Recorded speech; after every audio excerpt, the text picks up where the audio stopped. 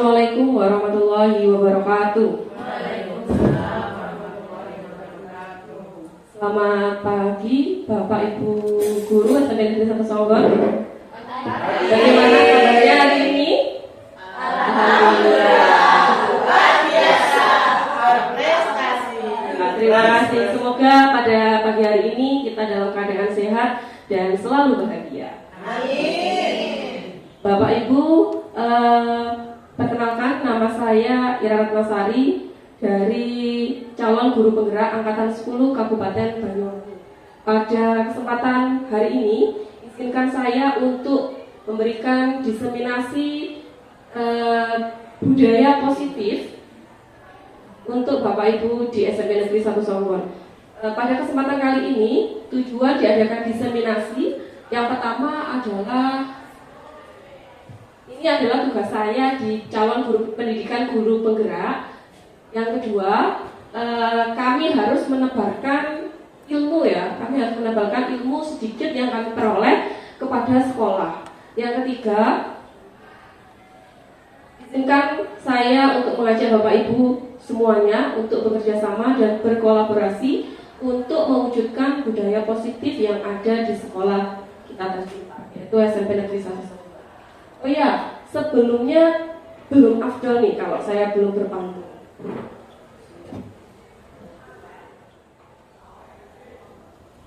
Jalan-jalan membeli terasi. Jangan lupa membeli tomat. Izinkan saya hari ini untuk berpresentasi di depan Bapak Ibu semua yang terhormat. Baik Bapak Ibu, hari ini akan saya sampaikan diseminasi penerapan budaya positif di lingkungan sekolah. Mengapa hal ini menjadi penting bagi kita semua? Karena Bapak Ibu yang paling tujuan kita dalam mendidik anak-anak itu yang pertama ternyata bukan hanya soal nilai Bapak Ibu. Ternyata karakter, pembiasaan itu juga penting.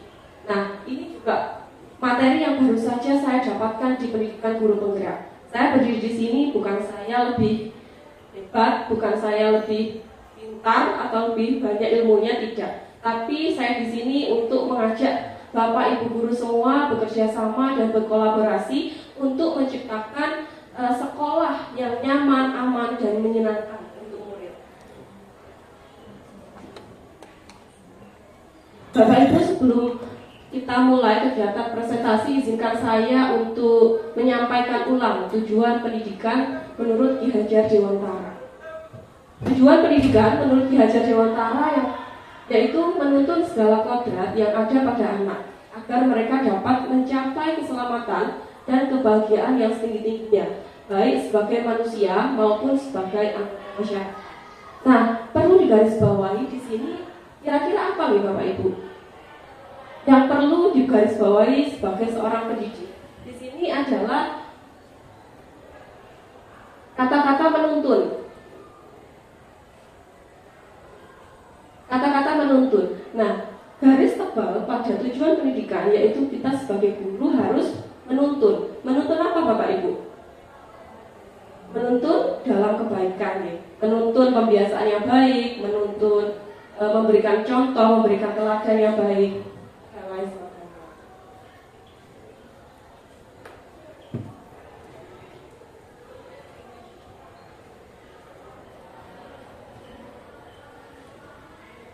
Lalu apa itu budaya positif di sekolah? Budaya positif di sekolah yaitu nilai dan kebiasaan Bapak Ibu yang berpihak pada murid. Yang perlu digarisbawahi adalah budaya positif ini harus berpihak pada murid agar mereka dapat berkembang menjadi pribadi yang kritis, penuh hormat dan bertanggung jawab sesuai dengan profil pelajar Pancasila.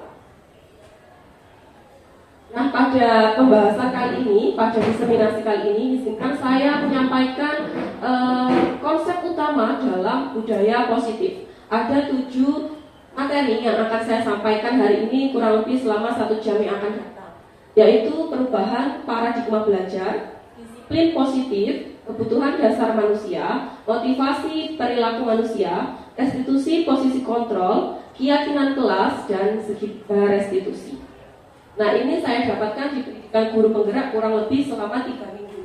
Materi ini berada pada modul 1.4, ini saya peroleh selama 3 minggu, dan saya akan mendiseminasikan atau membagikan materi ini kepada Bapak Ibu semuanya selama kurang lebih 1 jam. Jadi nanti mungkin ada materi yang cepat, tidak bisa maksimal.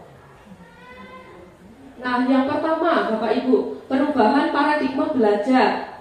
Baik, dalam membangun budaya positif sekolah dapat menyediakan lingkungan yang positif, aman dan nyaman agar siswa mampu berpikir, bertindak, serta dengan menciptakan diri, percaya diri dan bertanggung jawab. Poin yang kedua, disiplin sangat berkaitan dengan kontrol guru terhadap siswa. Nah, Bapak Ibu di sini ada kegiatan ya. Ini ada berapa orang? 1, 2, 3, 4, 5, 6, 7, 8, 9, 10, 12. Nah, baik. Silahkan Bapak Ibu mencari pasangan 2 orang, ya, berpasangan. 1 menjadi si A dan 1 menjadi si B. Nah, baik. Tugasnya apa Bapak Ibu? Tugasnya si A itu mengepalkan tangan Bapak Ibu. Nah, si A saja. Ya, silakan ditentukan si A siapa, si B siapa ya. Si A ya. Kemudian tugasnya si B itu adalah melepaskan kepalan tangan pada si A. Silakan. Namun Bapak Ibu perlu saya sampaikan sebelumnya, pada kepalan tangan itu ada sesuatu yang sangat berharga, yang sangat penting dalam hidup Bapak Ibu. Nah, kira-kira tugasnya si B tadi adalah membuka kepalan tangan. Jika tidak bisa, maka dibujuk Bapak Ibu. Coba dibujuk. Dikasih uang. Dikasih hadiah.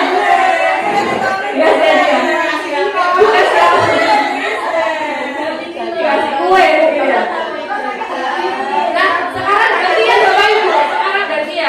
Sekarang gantian. Si B mengepalkan tangan, si A bagian membuka. Nah, coba apakah ada yang berhasil membuka kepalan tangan lawannya? Ada. Oh gitu ya. Nah, tadi di dalam kepalan tangan itu kita ibaratkan adalah sesuatu yang sangat berharga dan sangat penting bagi kita. Kira-kira ini ada pertanyaannya, apakah Anda atau B membuka kepalan tangan? Apakah si A dan si B ada yang membuka kepalan tangan? Ada ya. Mengapa? Apa alasan Anda atau B membuka kepalan tangan Anda? Apakah Anda atau B menutup kepalan tangan Anda? Mengapa? Apa alasannya tetap menutup kepalan tangan? Nah, ini yang paling penting. Dalam kegiatan ini, sesungguhnya siapa yang memiliki kontrol terhadap kegiatan tadi? Siapa yang memiliki kontrol? Diri sendiri. Betul sekali Bapak Ibu. Ketika kita disuruh untuk melakukan sesuatu terhadap murid, ini kita implementasikan kepada murid ya. Kita disuruh melakukan sesuatu terhadap murid. Sebenarnya murid itu dia juga memiliki kontrol sendiri, tetapi dia karena ada sesuatu atau mungkin karena ancaman atau karena karena imbalan atau dan lain sebagainya, mereka melakukan apa yang kita mau. Padahal sebenarnya mereka juga mempunyai kontrol terhadap diri mereka sendiri, Bapak Ibu. Nah, kemudian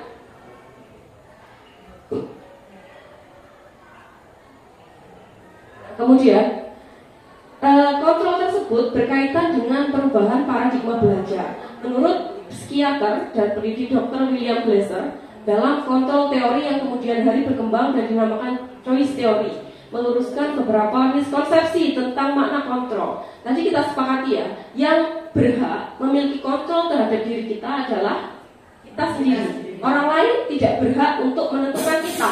Gitu nih. Nah, ini ada ilusi dari Dr. William, ada teori dari Dr. William. Nah, itu dijadikan sebagai miskonsepsi ternyata. Yang pertama adalah ilusi guru mengontrol murid, seperti yang saya perumpamakan tadi. Sebenarnya murid itu juga punya keinginan, Bapak Ibu.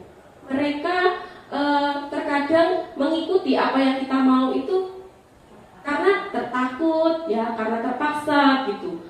Ayo coba dikerjakan halaman sekian, ayo dimasukkan bajunya, ayo buang sampah, ayo tiket, ayo kerjakan ini, ayo. Nah sebenarnya kadang mereka juga menolak, tapi mereka tidak punya kekuatan untuk menolaknya. Yang kedua, ilusi bahwa semua penguatan positif, efektif dan bermanfaat. Nah, yang kita itu sebagai bapak ibu, sebagai guru, bukan jenengan ya, saya pribadi saja, kadang sok bijak. Ya, ayo kamu kalau nggak garap PR, kamu kalau nggak garap PR nanti kamu jadi apa? Nah, itu sebenarnya hanya ilusi. Apakah itu benar terjadi seperti itu? Itu saya pribadi ya belum tentu benar, belum tentu. Itu saya pribadi juga menerapkan seperti itu Bapak Ibu. Selanjutnya, ilusi bahwa kritik dan membuat orang merasa bersalah dapat menguatkan karakter. Nah, kamu di sekolah itu dibiayai bapak ibumu, kerja keras banting tulang, kamu di sekolah kok bolos. Itu kan mereka merasa bersalah. Mau jadi apa kamu nak? Nah, itu sebenarnya hal-hal yang belum tentu nantinya dia itu tidak menjadi orang sukses. Nah, kita seolah-olah membuat dia merasa bersalah, padahal itu tidak efektif untuk dilakukan. Selanjutnya, yang keempat, ilusi bahwa orang dewasa memiliki hak untuk memaksa. Ya, Bapak, saya pribadi sering menerapkan pada anak-anak. Ayo, jika ada anak yang bertengkar di dalam kelas, kemudian saya berusaha untuk melerainya. Ayo anak-anak silakan diam, kembali ke kelas, jangan ada yang bertengkar. Itu sebenarnya mereka itu juga disuruh meminta maaf sama temannya, itu juga sebenarnya masih dendam. Tapi karena kita kadang-kadang sok bijak ya, ayo kamu minta maaf, kamu nggak minta maaf nanti kamu masuk neraka. Mereka minta maaf di depan kita, tapi sebenarnya mereka memiliki hati sendiri, memiliki kontrol terhadap mereka sendiri. Sebenarnya mereka belum memaafkan temannya yang tadi bertengkar, tapi kita memiliki peran sebagai orang dewasa itu sok bijak kadang-kadang. Jadi hal-hal ini merupakan hal-hal yang menurut William Glasser kurang efektif untuk diterapkan pada murid. Nah, materi yang kedua, Bapak Ibu, di sini adalah disiplin positif. Apa makna disiplin positif? Nah, ketika mendengar kata disiplin, apa yang kira-kira Bapak Ibu pikirkan atau yang terlintas di dalam pikiran Bapak Ibu? Hukuman, apalagi sanksi mungkin, tata tertib, peraturan. Ketika kita mendengar kata disiplin, itu sering dihubungkan dengan hukuman, padahal itu sungguh sangat berbeda, Bapak Ibu. Maka disiplin menurut Diane Gosson, disiplin diri dapat membuat seseorang menggali potensinya menuju kepada sebuah tujuan mulia, sesuatu yang dihargai dan bermakna. Dengan kata lain, disiplin diri juga mempelajari bagaimana cara kita mengontrol diri dan bagaimana menguasai diri untuk memilih tindakan yang mengacu pada nilai-nilai yang kita hargai agar tercapai tujuan yang mulia. Dengan kata lain, seseorang yang memiliki disiplin diri berarti mereka bisa bertanggung jawab terhadap apa yang dilakukannya, karena mereka mendasarkan tindakan mereka pada nilai-nilai kebajikan universal. Nah, ini dia nilai-nilai kebajikan universal itu berlandaskan pada profil pelajar Pancasila. Masih ingat ya? Apa saja dimensi dari profil pelajar Pancasila? Ada yang beriman, bertakwa, ada kebinekaan global, gotong royong, kreatif, bernalar kritis, dan juga mandiri. Selanjutnya, Bapak Ibu, materi yang ketiga tentang kebutuhan dasar manusia. Nah, saya dengan semua dan semua murid-murid di sini adalah manusia. Berarti kita sama pada pemenuhan kebutuhan dasar. Betul? Betul ya? Jadi tidak ada yang berbeda karena kita semua adalah sama, yaitu manusia. Berarti kita memiliki namanya kebutuhan dasar. Di sini ada 5 kebutuhan dasar yang harus dipenuhi oleh manusia. Yang pertama ada survival atau bertahan hidup. Contohnya apa saja? Makanan, sandang, papan, ya. Coba kira-kira kalau ada murid kita yang sedang terkena musibah, misalkan ada murid yang di rumahnya terkena banjir, bajunya basah semua, kira-kira bisa belajar dengan efektif atau tidak? Ya. Terus kira-kira ada anak yang ternyata di rumahnya itu orang tuanya tidak pernah masak pagi, di sekolah dia nggak pernah sanggup, ya mungkin karena ekonomi. Nah, kira-kira anak tersebut bisa belajar dengan efektif di sekolah atau tidak? Tidak. Karena ada satu kebutuhan dasarnya yang belum terpenuhi, yaitu makan. Nah, kemudian cinta kasih dan diterima. Cinta kasih dan diterima. Contohnya apa? Perhatikan, kita bersama keluarga kita ya, membutuhkan perhatian keluarga, suami, anak, istri, itu merupakan suatu kebutuhan Bapak Ibu. Itu adalah kebutuhan. Bagaimana kalau kita kadang-kadang di rumah sedang bertengkar nih sama suaminya atau sama istrinya, pasti di sekolah gimana? Pasti nggak mood ya. Nah, itu ternyata ada kebutuhan kita yang belum terpenuhi. Kemudian selanjutnya kesenangan. Apakah kita butuh kesenangan Bapak Ibu? Butuh sekali, karena itu adalah kebutuhan. Nah, coba yang biasanya suka tiktokan atau siapa ada ya? Bu Ira tiktokan. Nah, Bu Ira tiktokan itu senang nggak Bu Ira? Senang ya? Gimana kalau Bu Ira ini nggak tiktokan selama 1 bulan? Galau ya, galau. Berarti TikTok adalah salah satu media untuk menghibur, untuk memenuhi kebutuhan kesenangan. Kenapa harus dilakukan? Karena itu adalah suatu kebutuhan. Betul, untuk membahagiakan diri sendiri ya. Tidak harus kesenangan pribadi atau mungkin kesenangan kulineran, beli makanan ya. Kadang-kadang kalau ada ibu-ibu ini ya, wes aku tak metu dhewe wes, gak usah sama anak sama suami ya. Itu mau belanja ke bares ya, itu sudah senang ya, senang. Pulang dari bares sudah tidak stres lagi ya. Jadi nanti kalau misalkan ada bapak ibu yang di rumah suami atau istrinya itu lagi gak mood, ngambek-ngambekan, kasih duit, kasih uang, suruh jalan-jalan ke bares. Yakin nanti pulang-pulangnya udah gak ngambek lagi. Ya, gitu ya, terus ya. Kemudian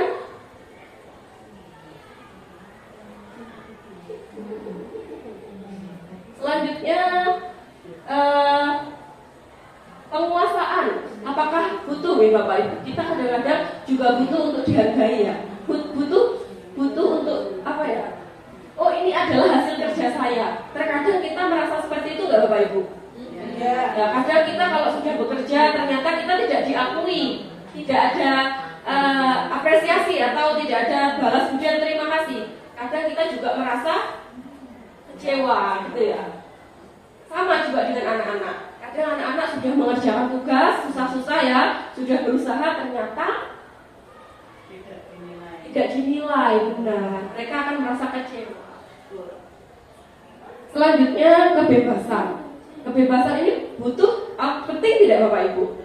Penting sekali ya. Kalau tidak ada kebebasan ini kita akan terpacu pada peraturan. Ya, masuk kelas, masuk, jangan keluar, nggak boleh belajar di luar. Masuk terus, tidak boleh belajar di luar. Kira-kira seperti itu anak-anak bisa ini nggak? Bisa belajar dengan tenang tidak Bapak? Tertekan, betul sekali. Bu, di kelas sekarang panas Bu. Apakah kita boleh belajar di luar? Tidak boleh. Apakah seperti itu? Tidak. Silahkan belajar di luar biar sejuk. Nah, itu adalah suatu kebebasan. Dan 5 kebutuhan ini harus kita penuhi sebagai manusia. Tidak terkecuali bagi murid-murid juga. Misalkan anak-anak ada yang di kelas itu rame, di kelas itu tidak mengerjakan tugas. Mari Bapak Ibu kita tanya, apakah ada kebutuhan dasar mereka yang belum terpenuhi? Kenapa kamu rame? Kenapa? Oh, ternyata dia di rumah itu anaknya introvert. Dia suka dimarahi orang tuanya dan dia melampiaskan di dalam kelas. Oh, ternyata bagaimana solusinya. Seperti itu Bapak Ibu. Jadi ketika ada suatu kendala dalam anak-anak itu, mari kita ajak berdiskusi, mari kita tanyai apa sebenarnya yang terjadi. Mungkin ada kebutuhan dasar mereka yang belum terpenuhi.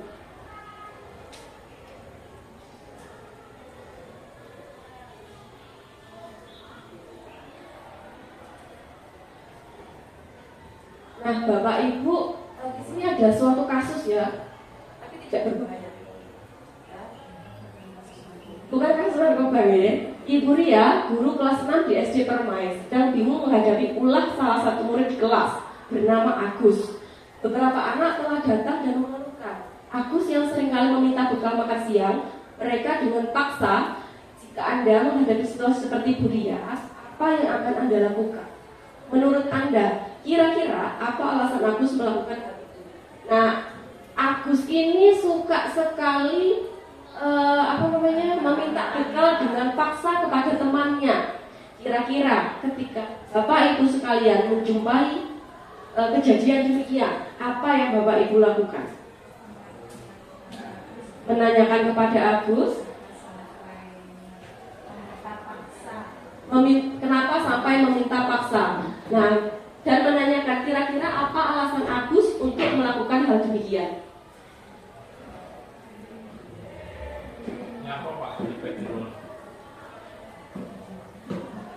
Datang Bapak kepala sekolah, Bapak tidak. Baik Bapak Ibu, dalam kasus Agus tadi, ternyata ada beberapa kebutuhan dasar dari Agus yang belum terpenuhi. Terlihat di Bapak Ibu.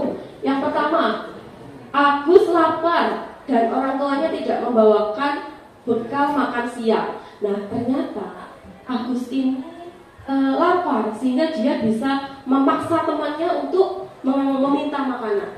Ternyata ada kebutuhan dasarnya Agus ini yang belum terpenuhi, yaitu kebutuhan untuk bertahan hidup. Yang kedua, Agus merasa bosan dengan bekal yang dibawakan orang tuanya karena selalu bekal yang sama.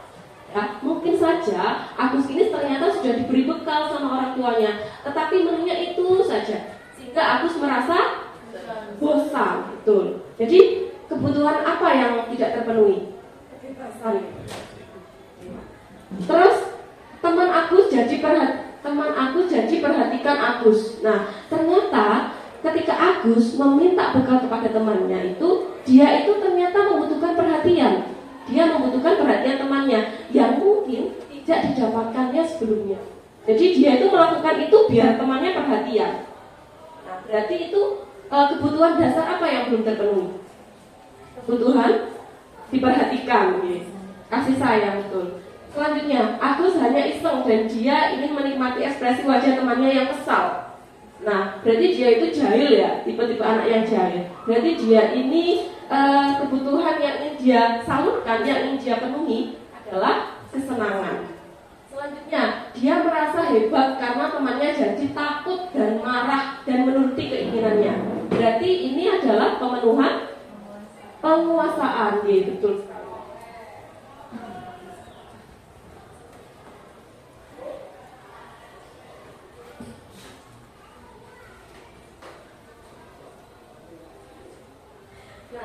Sekarang Bapak Ibu, mari kita diskusikan bersama-sama. Kira-kira ini masuk ke dalam kebutuhan apa? Aku senang main kejar-kejaran dengan ibu guru, seru. Kira-kira kesenangan, betul, kesenangan. Ternyata ketika ada anak yang ngajak gurunya main, ternyata dia itu ingin memenuhi kebutuhan dasarnya, yaitu kesenangan. Terus ibu kejar aku karena ibu guru sayang aku. Kira-kira kasih sayang, Aku hebat kan, bisa bikin ibu guru kejar aku. Penguasaan, Aku bosan belajar mewarnai terus di dalam kelas. Kebebasan, Selanjutnya Bapak Ibu, ini ada yang namanya dunia berkualitas. Baru dengar atau sudah tahu sebelumnya? Baru mendengar ya. Dunia berkualitas itu kita ibaratkan sebagai sebuah album Bapak Ibu. Nah, kira-kira di dalam album tersebut apa yang ingin kita tempel? Bapak Ibu? Foto kenangan yang bagaimana? Yang berkesan, yang membanggakan, yang memorable mungkin ya. Nah, mohon Bapak Ibu satu persatu untuk menjawab satu-satu soal. Mungkin yang pertama, siapakah orang yang paling penting dalam hidup Anda? Satu persatu nih. Bapak kepala sekolah dulu yang menjawab.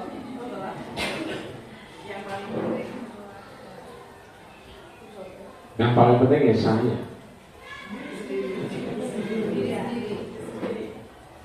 Orang lain nggak penting. Ya, segala sesuatu yang kita bahwa perlu perhatian adalah jadi kita di samping peduli kepada orang lain, kita juga harus peduli kepada diri sendiri. Kalau kita peduli kepada orang lain tapi kita tidak peduli pada dirinya sendiri, itu biasa. Kita mau menolong orang tenggelam, tapi kita tidak tahu berenang, tidak ngerti caranya berenang. Berarti kita tidak peduli dengan dirinya sendiri. Jadi orang lain juga penting, diri kita juga penting. Kita harus menanamkan semangat kepedulian untuk orang lain dan diri kita sendiri. Bu Ira ini mau mengajar di depan kelas, tapi tidak peduli dirinya sendiri, mungkin nggak maca, mungkin nggak mandi di rumah. Ayo bagaimana tanggapan orang? Ya, jadi mari kita introspeksi pada diri kita sendiri dan kebutuhan orang lain. Betul. Luar biasa sekali jawaban dari Bapak Kepala Sekolah. Kemudian yang nomor 2, nilai-nilai kebajikan apa yang terpenting dalam hidup Anda? Mungkin Bapak Wakil Kepala Sekolah yang akan menjawabnya. Bapak Hedi. Baik, terima kasih. Nilai-nilai kebajikan apa yang terpenting dalam hidup kita?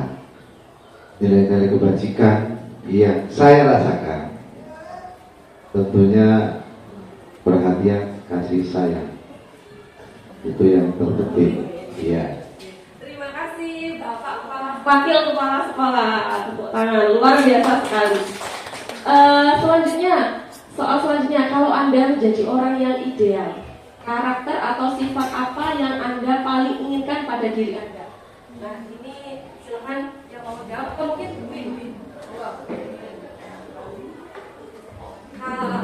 Kalau Anda menjadi orang yang ideal, karakter atau sifat apa yang Anda paling inginkan? Disukai semua orang, tidak mengecewakan, mungkin juga bisa berguna bagi orang lain. Luar biasa sekali jawabannya. Selanjutnya, apa pencapaian Anda yang Anda sangat banggakan? Mungkin ada yang mau menjawab? Ira, monggo.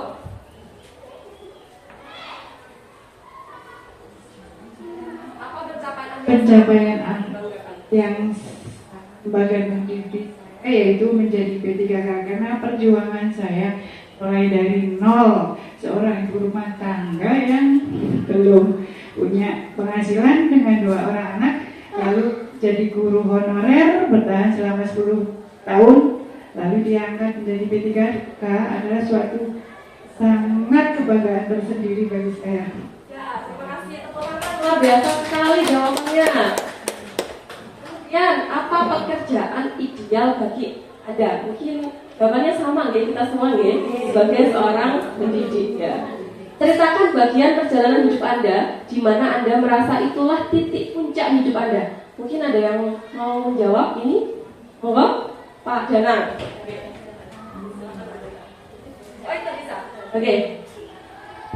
Ya. Terima kasih. Yang menjadi bagian perjalanan hidup saya, di mana saya mencapai titik puncak dalam hidup saya adalah ketika saya berusaha menjadi diri saya sendiri, menjadi seorang pendidik yang mampu mentransfer atau memberikan pelayanan kepada murid-murid saya. Karena saya mempunyai prinsip seperti ini, Bu. Ketika diri saya ini tidak bisa memberikan materi, paling tidak saya bisa sumbangsih kepada orang itu berupa ilmu pengetahuan. Karena ilmu pengetahuan itu tidak terbatas, dan tentunya kita sebagai seorang guru Tidak ada kata sampai di sini kita cukup dalam belajar. Intinya sebagai seorang guru, walaupun guru ini masih mempunyai tanggung jawab untuk menjadi seorang pembelajar sepanjang hayat. Mungkin seperti itu, Bu. Terima kasih. Ya, sangat luar biasa jawaban dari Pak. Kita beri tepuk tangan dulu. Selanjutnya yang terakhir, apa yang paling bermakna dalam hidup Anda? Mungkin dijawab Bu Wahyuni. Karena sudah dikasihkan Bu Wahyuni. Terima kasih Bu Ira atas kesempatannya.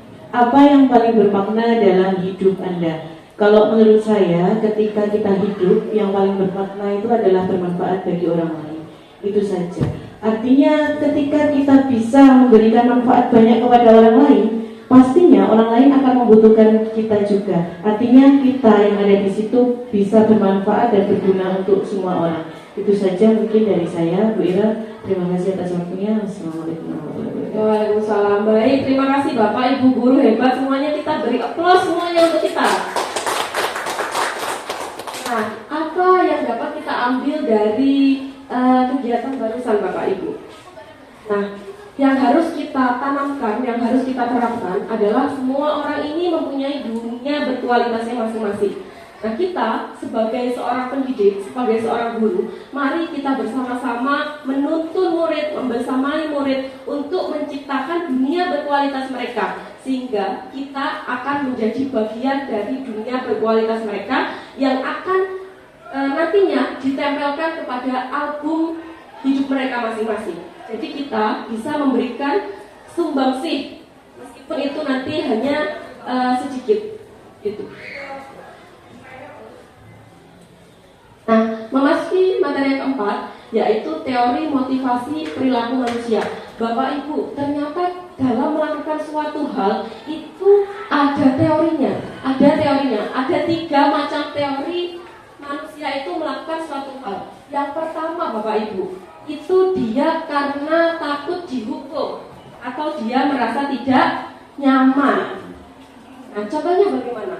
Kira-kira kalau takut dihukum, ayo sekarang masuk ke dalam kelas, kerjakan tugasnya. Kalau tidak dikerjakan, nanti pulang sekolah harus kumpul. Kalau tidak dikumpulkan, nanti besok kamu tidak saya kasih nilai rapotmu kosong. Kira-kira dia melakukan tugasnya itu karena apa? Karena terpaksa, karena takut dihukum, karena ancaman. Jadi itu adalah motivasi eksternal. Dia tidak memiliki motivasi untuk mengerjakan, tetapi karena ada orang yang menyuruh, itu dia mau melakukannya. Yang kedua, dia melakukan sesuatu karena adanya imbalan. Ayo tukokno rokok, bahkan kita nyuruh anak saya tukokno rokok atau tukokno gula, tukokno beras. Kok tak kei susu EPN gitu ya, biasanya gitu ya. Dia itu sebenarnya nggak mau disuruh ya, tapi karena ada susu EPN tadi, akhirnya dia mau. Benar apa benar? Ya. Benar ya, kadang-kadang ya. Jadi itu motivasi eksternal. Selain itu juga, ayo anak-anak kerjakan tugasnya, nanti yang benar semua, yang betul semua, nanti kira kasih hadiah misalkan nih. Ternyata dia melakukan itu karena hadiah, bukan karena motivasi dalam dirinya. Kalau Bu Ira nggak ngasih hadiah, ya mungkin saja itu tidak mau mengerjakan. Itu adalah motivasi yang datang dari luar. Kemudian yang ketiga, itu motivasi yang datang dari dalam dirinya sendiri, karena dia merasa sadar, oh iya, aku mengerjakan tugas ini untuk mencari ilmu, bukan karena dikasih hadiah sama Bu Ira, atau bukan karena diancam sama Bu Ira kalau tidak mengerjakan tidak dikasih nilai bagus. Tidak. Jadi yang harus kita tanamkan kepada murid adalah motivasi yang ketiga, Bapak. Bagaimana cara kita menanamkan agar murid merasa sadar bahwa pendidikan atau sekolah itu adalah kebutuhannya, bukan karena diancam atau bukan karena diberi. Itu. Ini tulisannya tidak kelihatan nih. Jadi ini ada hukuman, konsekuensi, dan restitusi. Kira-kira mana kata-kata yang asing bagi Bapak Ibu? Restitusi nih. Baru dengar sekarang atau sudah sering dengar? Baru dengar sekarang nih. Kalau hukuman dan konsekuensi sudah sering. Nah, hukuman itu apa Bapak Ibu? Sanksi. Contoh gini, misalkan ada anak yang terlambat datang ke sekolah, kemudian anak itu disuruh lari dari Tonggon sini sampai ke Hulu tanpa pakai alas kaki. Kira-kira itu hukuman atau konsekuensi? Hukuman. Nah, hukuman. Jadi hukuman itu datangnya secara tiba-tiba, tidak ada kesepakatan terlebih dahulu, dan itu datangnya hanya satu arah dari guru saja. Murid sebenarnya dia tidak mau melakukannya, dia tidak setuju, tapi karena dia mau tidak mau ya harus melakukannya. Jadi itu adalah hukuman, datangnya satu arah. Yang kedua konsekuensi. Konsekuensi itu apa nggih kira-kira? Kesepakatan ya. Tapi dilanggar. Jadi misalkan gini, yang tidak kita sepakati anak-anak yang nanti yang tidak mengerjakan tugas maka besok harus pulang ya, misalkan harus pulang. Nah, ternyata si A besok itu tidak mengerjakan tugas, berarti si A dipanggil. Kamu tidak mengerjakan tugas, kemarin konsekuensinya gimana? Pulang ya, berarti pulang. Itu bukan suatu hukuman, karena dia sudah melakukan kesepakatan sebelumnya dengan guru tersebut. Selanjutnya yang ketiga adalah restitusi Bapak Ibu. Jadi restitusi ini ketika seorang melakukan kesalahan atau murid kita melakukan kesalahan, dia itu mencari solusi sendiri, yaitu memecahkan masalah sendiri. Kita sebagai guru hanya membantu membimbing agar anak tersebut bertanggung jawab dan mampu menemukan solusinya sendiri.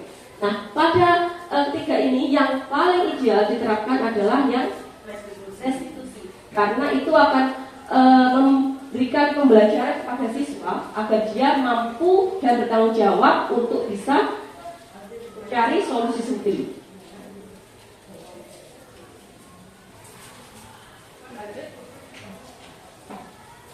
Nah, sekarang konsekuensi atau hukuman ini Bapak Ibu.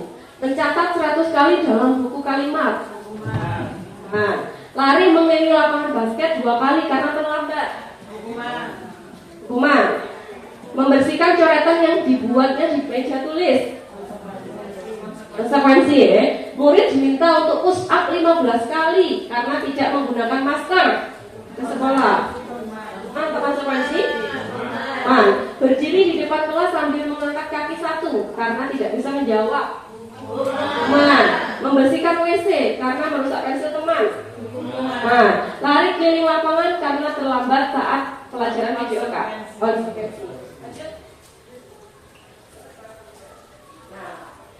Sekarang dihukum oleh penghargaan. Ternyata penghargaan itu juga bisa memberikan penghukuman kepada anak-anak. Kok bisa ya? Kira-kira maksudnya ini bagaimana?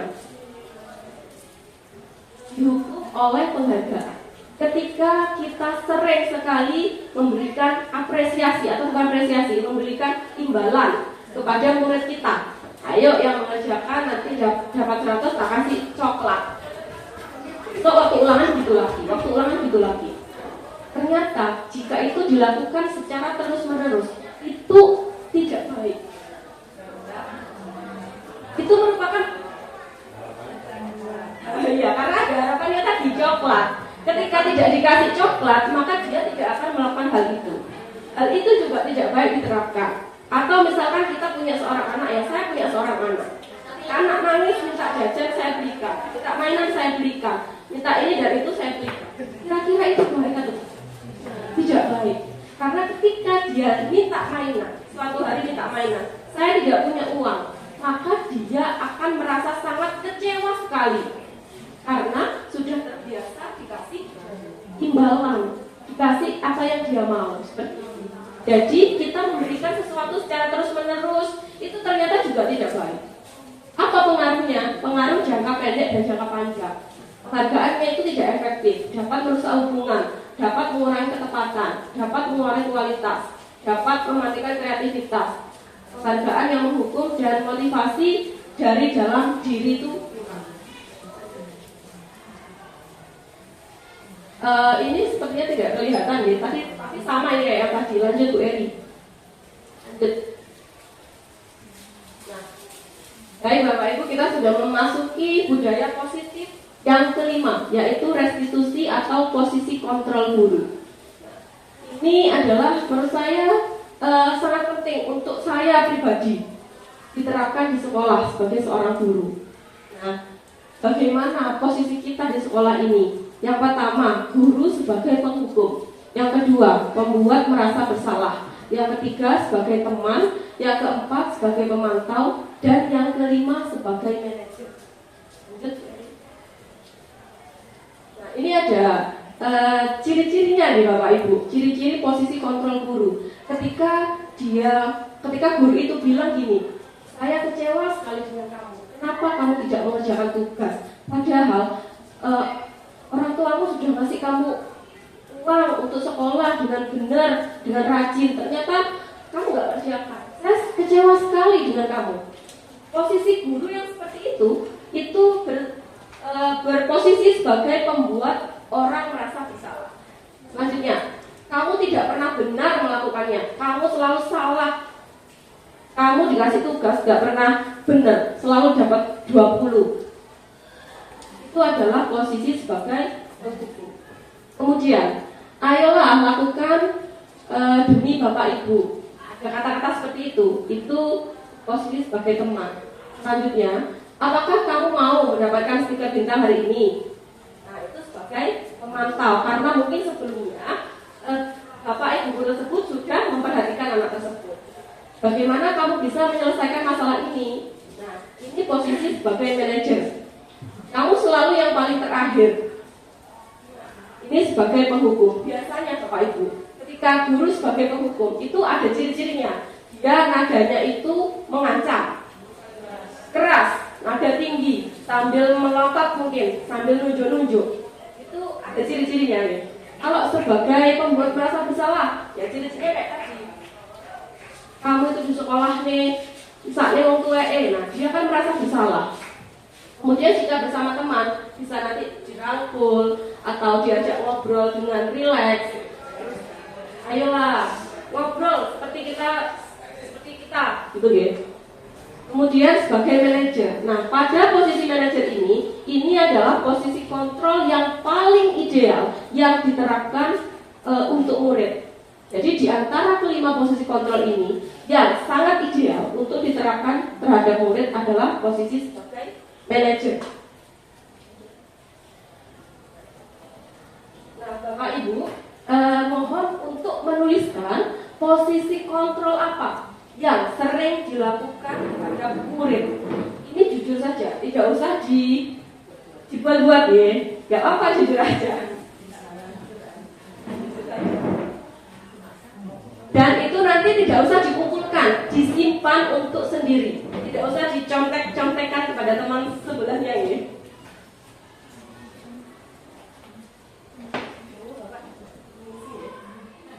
Bapak Ibu, ini ada sebuah video contoh dari 5 posisi kontrol. Mari kita saksikan bersama-sama.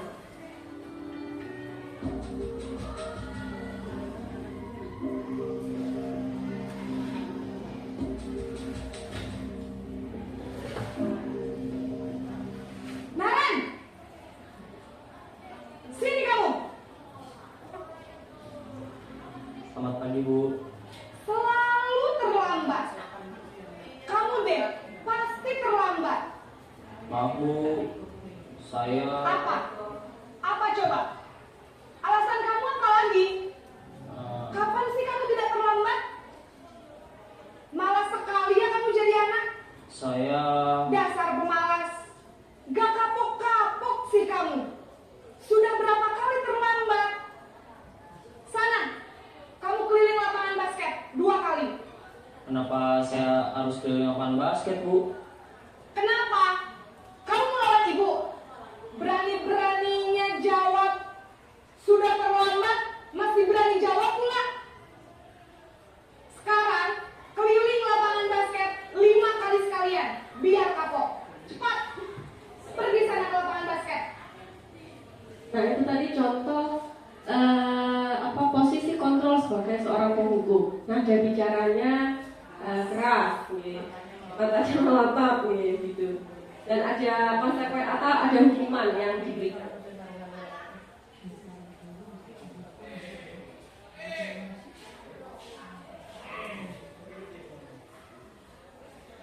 Kemudian ini ada video posisi kontrol sebagai pembuat merasa bersalah.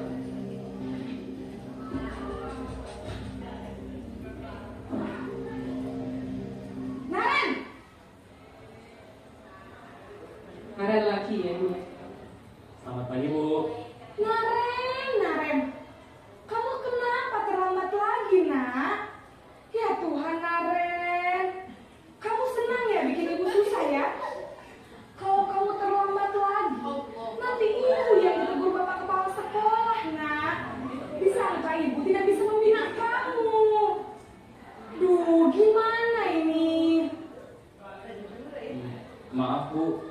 Duh Gusti Naren, kamu suka ya kalau ibu ditegur bapak kepala sekolah? Terus, sekarang ibu harus tulis apa yang di buku absen? Ini kamu sudah sering terlambat loh. Ibu harus apa coba? Maaf Bu. Maaf sekali. Ya sudah, lain kali jangan bikin ibu susah lagi ya nak ya. Ibu tidak akan kuat lagi kalau kamu begini terus. Bisa jantungan kalau ibu tegur bapak kepala sekolah. Sana cepat kelas. Maaf ya Bu. Maaf sekali. Ya, ini adalah contoh posisi kontrol guru sebagai pembuat merasa bersalah.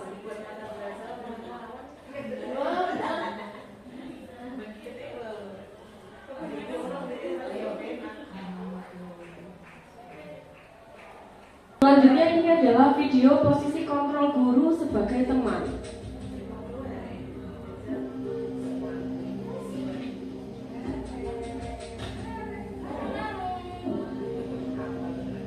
Naren!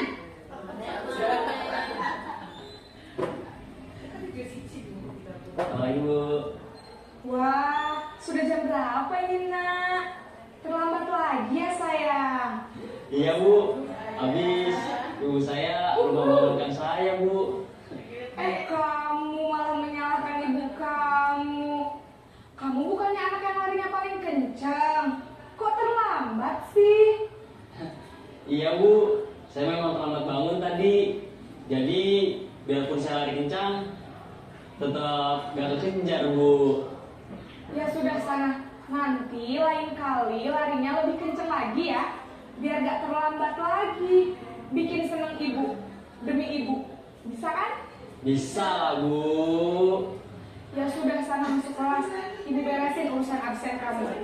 Kamu ini ada-ada saja. Nah, ini adalah contoh posisi kontrol guru terhadap murid sebagai teman ya. Ini adalah posisi kontrol guru sebagai pemantau.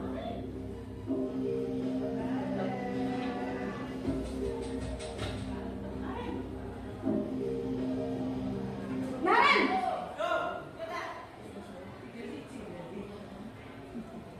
Selamat pagi Bu.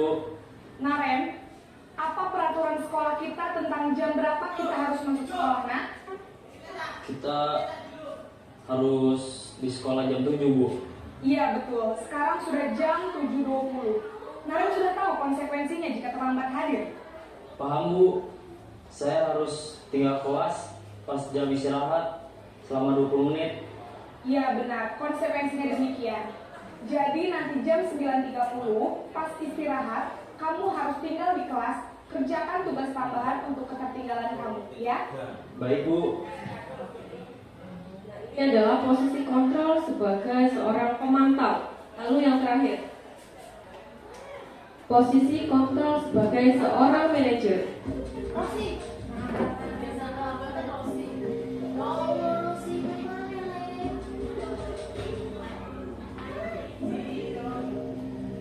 Naren!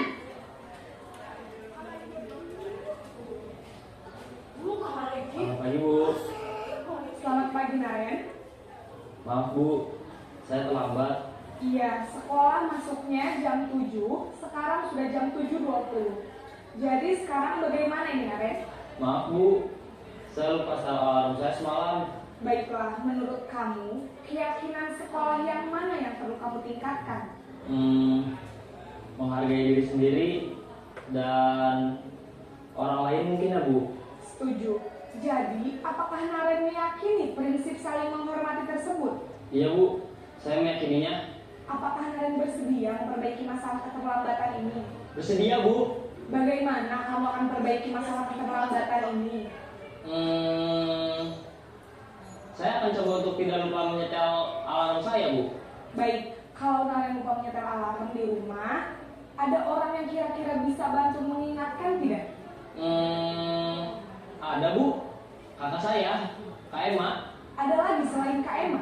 Selain Kak Emma, ada ibu saya. Baik, jadi yang mengingatkan Naren adalah Kak Emma dan ibu kamu ya?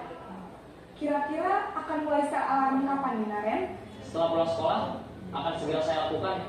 Baik, jadi Naren akan setel alarm untuk bangun besok pagi dan akan diingatkan oleh kakak dan ibunda Naren ya.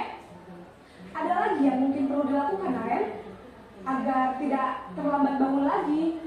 Tidak ada Bu. Baik Naren, terima kasih untuk kerjasama kamu. Sekarang kamu perlu kembali ke kelas untuk belajar. Baik Bu, terima kasih. Nah, ini adalah posisi kontrol guru sebagai seorang manajer. Pada posisi kontrol sebagai seorang manajer ini, Bapak Ibu guru bertugas untuk menuntun dan membantu siswa menemukan solusi atas masalah yang mereka hadapi. Jadi yang mempunyai solusi itu bukan gurunya. Oh, kamu harus bangun pagi, kamu besok berarti tidak. Tapi si anak tersebut dia mempunyai pikiran tersendiri bagaimana dia menyelesaikan solusinya.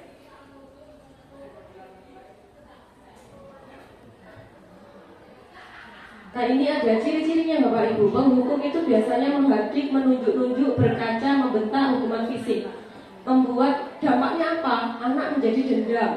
Anak tidak menyukai guru atau makhluk tertentu. Guru mesti nyeleni aku tak gak masuk air. Membuat merasa bersalah.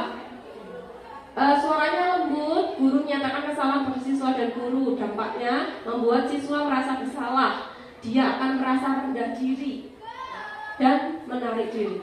Kemudian posisi sebagai teman, guru bersikap ramah, cenderung bersenda gurau untuk menghangatkan suasana. Dampaknya apa? Dampaknya murid bergantung pada satu orang, membuat siswa tidak mandiri. Selanjutnya posisi sebagai pemantau, nada bicaranya dan ekspresinya datar, identitasnya berhasil, memantau tetap memantau saat siswa diberi sanksi. Dampaknya apa? Menghitung hadiah atau hukuman yang diberi. Kemudian tidak sepenuhnya mandiri. Lalu yang paling ideal kita terapkan sebagai seorang pendidik adalah sebagai manajer, di mana pada manajer ini dampaknya murid menjadi mandiri dan percaya diri dalam memecahkan masalah sendiri. Nah, sekarang Bapak Ibu, apakah ada yang berminat untuk mengganti yang sudah dituliskan tadi? Tidak ya, tetap ya, ya. Oke, itu untuk disimpan saja Bapak Ibu sebagai refleksi kita. Lanjut ke materi 6. Ya, ini materi yang ke-6, yaitu tentang keyakinan kelas. Sepertinya ini adalah tidak asing ya Bapak Ibu bagi kita. Keyakinan kelas ini sudah sering kita buat di dalam kelas ketika pembelajaran. Nah, keyakinan kelas itu sendiri adalah nilai-nilai kebajikan atau prinsip-prinsip universal yang disepakati bersama secara universal, lepas dari perbuatan agama, suku, negara, dan bahasa. Biasanya kesepakatan keyakinan kelas ini dilakukan di awal pembelajaran antara guru dengan murid. Mereka melakukan kesepakatan terlebih dahulu. Mengapa keyakinan kelas Bapak Ibu, bukan peraturan? Mengapa kira-kira? Nah betul, kalau peraturan itu satu arah, tidak memihak kepada murid. Nah, mengapa kita memiliki peraturan tentang penggunaan helm pada saat mengendarai kendaraan roda 2 atau motor? Kira-kira kenapa Bapak Ibu kita memakai helm itu saat berkendara? Kira-kira kenapa? Apakah itu peraturan atau keyakinan kita? Nah, harusnya seperti itu. Memakai helm itu bukan karena takut ditilang polisi, bukan, tapi kita yakini kalau kita memakai helm, insya Allah kita akan selamat. Jadi nilai keselamatan yang diutamakan. Yang kedua, mengapa kita memiliki peraturan tentang penggunaan masker dan mencuci tangan? Apa nilai yang diutamakan sebenarnya? Kesehatan, ya Bapak Ibu, kesehatan. Nah, keyakinan kelas dibuat berdasarkan kesepakatan antara guru dan siswa yang bersifat universal. Peraturan biasanya dibuat oleh guru. Kalau peraturan biasanya dibuat oleh guru dan bersifat satu arah. Nah, ini prosedur pembuatan keyakinan kelas. Yang pertama, curahkan ide ya. Kita kumpulkan dulu anak-anak, kita ajak diskusi dan mencatat semua masukan, mengganti kalimat negatif menjadi positif, kemudian meninjau kembali yang sudah dibuat, kemudian menyetujuinya bersama-sama dan menandatangani. Nah, ini Bapak Ibu, izinkan saya untuk menampilkan video praktik pembuatan keyakinan kelas. Assalamualaikum warahmatullahi wabarakatuh.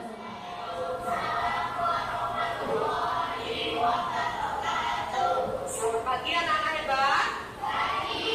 Apa kabarnya kalian hari ini? Alhamdulillah. Pada pagi hari ini kita awali terlebih dahulu pembelajaran kegiatan kita hari ini dengan doa bersama-sama. Silakan yang mau putih berdoa. Ya, silakan Iza.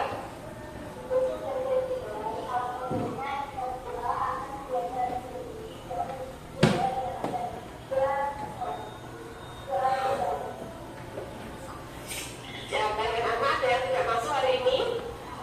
Ya, siapa? Dia, ya dia sama Adi ya. Adi dia bujit, orang tuanya dia bujit kalau sakit ya. Kita doakan semoga yang sakit segera sehat dan kembali ke sekolah bersama kita lagi. Baik anak-anak, tidak terasa ya kita sudah berada di awal semester. Ya, nah mari di awal semester ini kita awali dengan membuat keyakinan kelas. Apa itu keyakinan kelas? Ada yang tahu keyakinan kelas?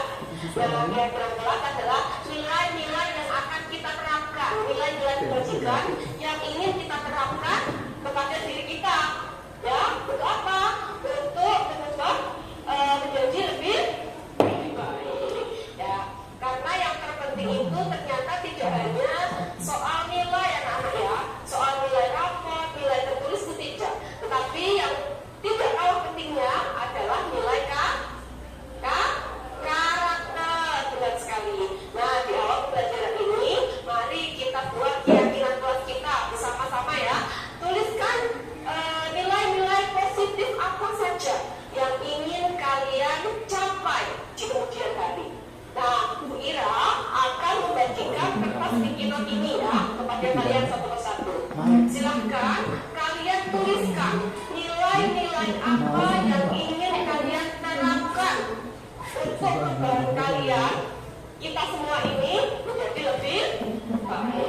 Bisa dipahami anak-anak? Ini adalah kertas sticky-note ya.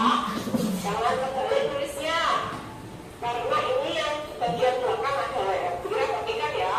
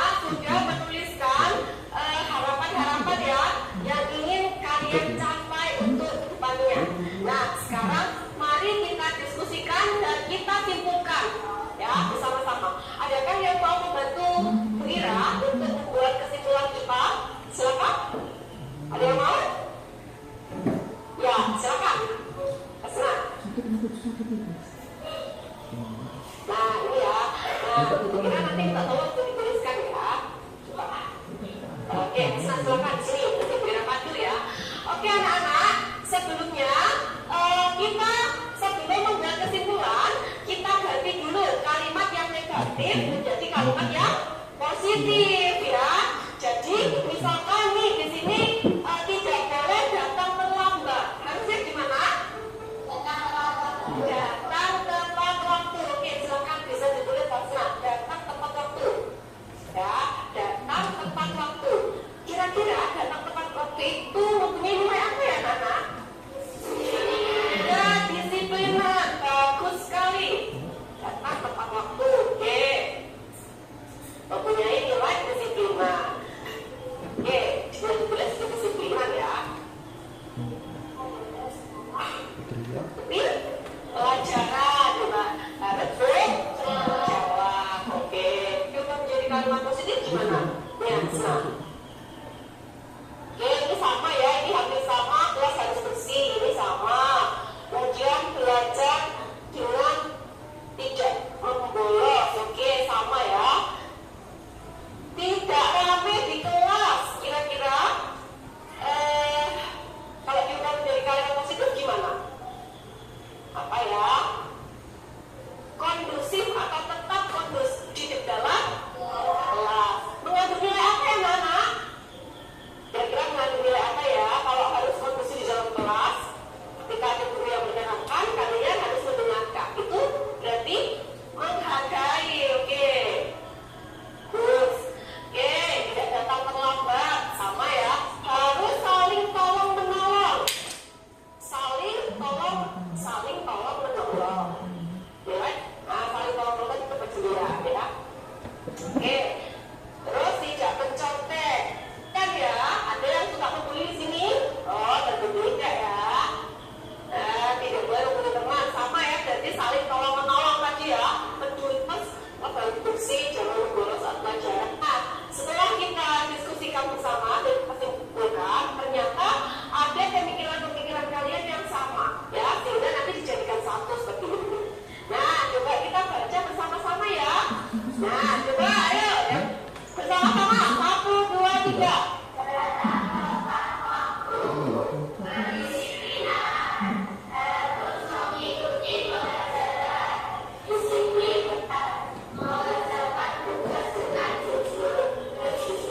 Memiliki keyakinan kelas kita yang akan kita jadikan acuan terhadap perubahan diri kita. Ya, Wira harap ini kita bisa laksanakan ya. Agar apa?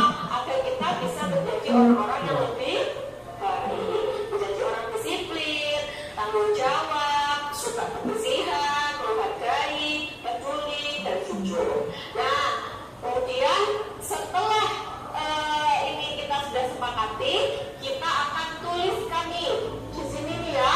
Nanti kita akan tempelkan di kelas. Coba ada yang mau membantu Bu Ira untuk menuliskan? Oke, silakan Rara.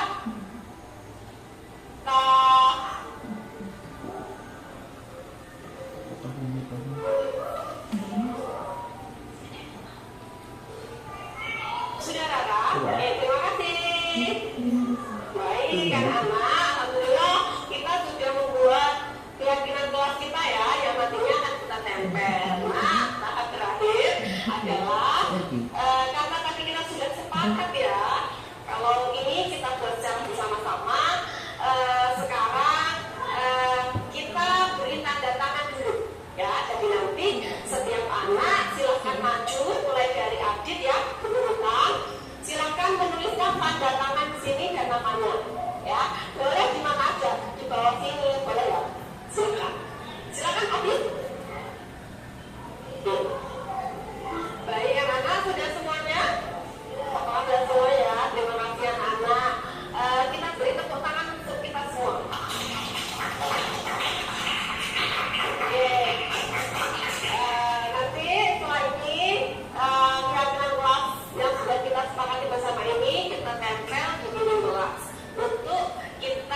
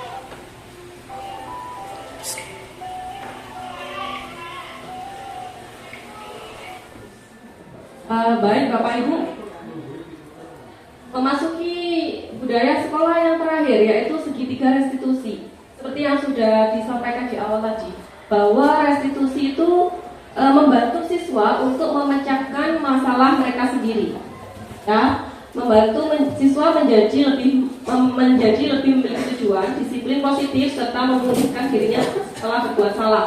Kemudian membantu murid untuk jujur pada diri sendiri dan mengevaluasi dampak dari kesalahan yang dilakukan, serta memberikan penawaran, bukan paksaan.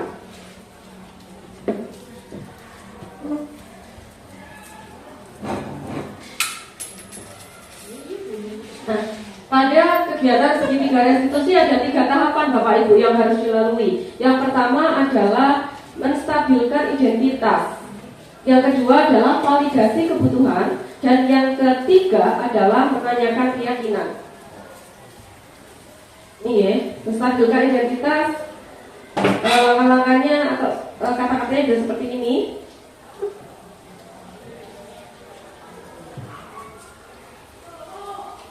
Dan berikut adalah contoh video segitiga restitusi yang saya praktikkan.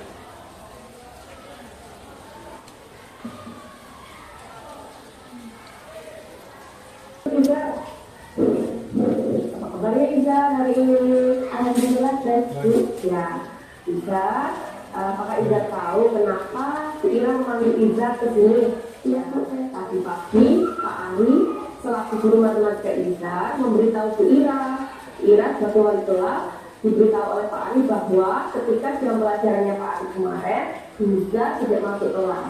Apakah benar Iza? Iya Bu, itu benar. Ya. Iza kemana waktu itu? Kok nggak masuk kelas? Saya pergi ke UKS Bu. Oh begitu ya. Ya berbuat salah itu hal yang manusiawi ya Iza. Ira juga pernah melakukan kesalahan. Nah sekarang kira-kira coba ceritakan bagaimana kronologi kejadiannya waktu itu. Tadi itu saya pergi ke UKS Bu karena saya takut dimarahin Pak Ari karena tidak mengerjakan PR. Oh begitu ya. Kenapa Iza tidak mengerjakan PR? Karena kemarin malam saya nonton TV sampai larut malam. Ya, pasti senang ya Iza nonton TV sampai larut malam. Pasti film bukan Iza ya? Iya. Ya, tapi Iza, apakah Iza tahu? Ini bagian stabilkan identitas, mengerjakan tugas dan duduk larut malam sampai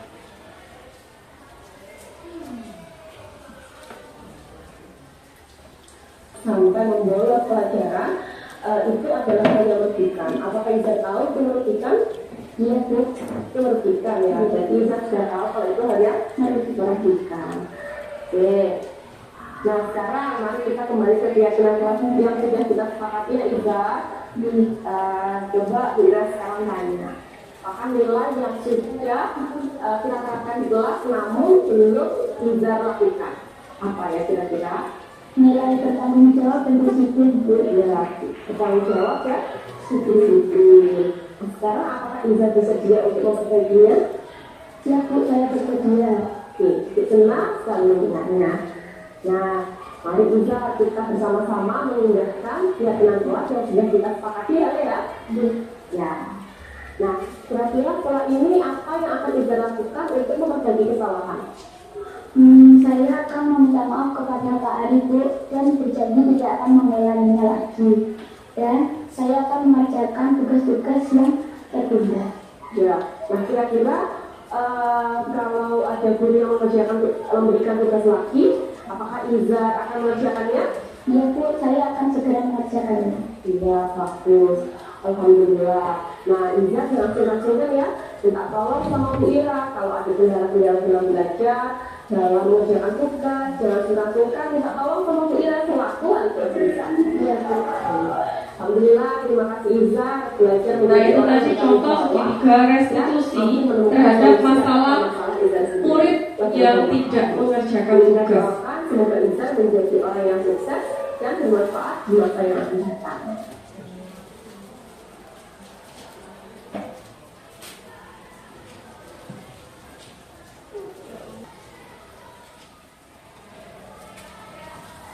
Bapak Ibu, kita sudah berada di penghujung ini Bapak Ibu ya.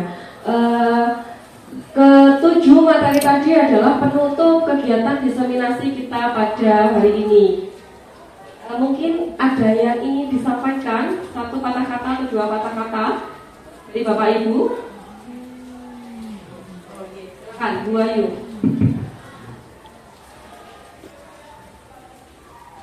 Terima kasih Bu Ira atas kesempatan yang sudah diberikan. Tadi saya menyimak beberapa materi dari Bu Ira. Artinya di sini sudah banyak pemahaman yang saya terima seperti itu, Bu. Nah, ini ada beberapa hal yang ingin saya ceritakan. Ini mungkin nanti bisa ditanggapi oleh jenengan, Ibu, terkait dengan kontrol kita sebagai guru. Ada beberapa kontrol tadi yang diterangkan Bu Ira. Nah, salah satunya yang yang saya ingat itu adalah menurut yang ada di situ, yang paling ideal itu adalah kita sebagai manajer, ya Bu. Nah, ini pengalaman saya pribadi. Saya itu pernah menerapkan dalam kelas seperti ini. Contoh, kalau tidak salah dulu itu di kelas 8B. Di kelas 8B itu ada beberapa anak waktu istirahat dia main di lapangan sepak bola. Setelah itu waktu jamnya saya dia hadir, cuma telat sekitar 5 menit. Nah, dan itu tapi dilakukan berulang kali, tidak hanya satu kali. Setelah itu saya tanya secara pribadi seperti yang diterangkan tadi, kenapa telat, apa alasannya, katanya main dan lain sebagainya, itu sudah saya tanyakan. Setelah itu saya bertanya lagi kepada dia, ketika kamu melakukan kesalahan tersebut, bagaimana solusi terbaiknya? Dia akhirnya berbicara, saya tidak akan mengulanginya lagi, Bu. Kalau misal saya mengulanginya, saya siap untuk dipanggilkan orang tua. Nah, alhamdulillahnya setelah ada kejadian tersebut, anak-anak itu berubah, ya, sesuai dengan video yang tadi. Sangat-sangat ada perubahan signifikan. Nah, ini kembali lagi, itu hanya terjadi beberapa kali. Artinya setelah itu mereka lupa, itu diulangi lagi. Terus saya ini harus bagaimana, saya bingung, Bu. Apakah harus menerapkan manajerial lagi atau kita bisa pindah ke penghukum atau mungkin yang lainnya kontrolnya? Mungkin seperti itu.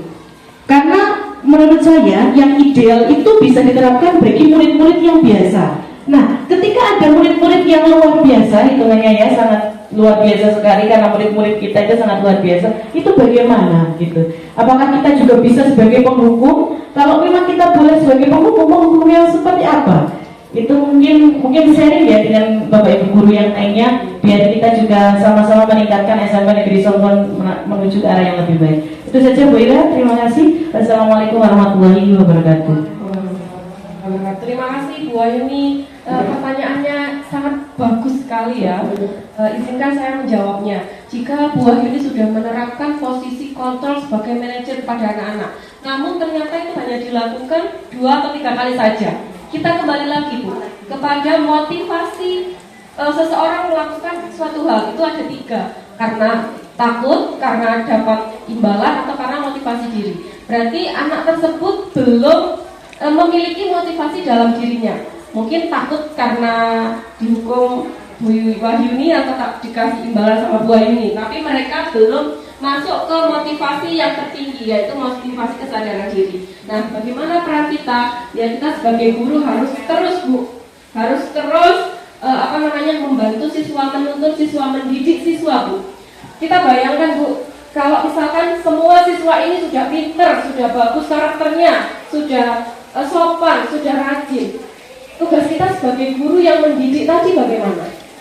Maka kita tidak punya tugas lagi. Kita ngapain kira-kira? Gak ngapa-ngapain ya. Nah, di situ esensinya, tugas kita mendidik. Di situ perannya. Ya, semoga kita selalu diberikan kesabaran, Ibu. Kesabaran agar kita bisa menuntun siswa, menuntun murid mencapai tujuan pembelajaran menurut Ki Hajar Dewantara, yaitu mencapai kesejahteraan dan kebahagiaan. Mungkin itu saja yang bisa disampaikan pada diseminasi kali ini. Terima kasih banyak Bapak Ibu yang telah merelakan waktunya dan berkenan hadir. Saya sangat mengucapkan terima kasih banyak. Wabillahi taufiq wal hidayah. Wassalamualaikum warahmatullahi wabarakatuh. Waalaikumsalam.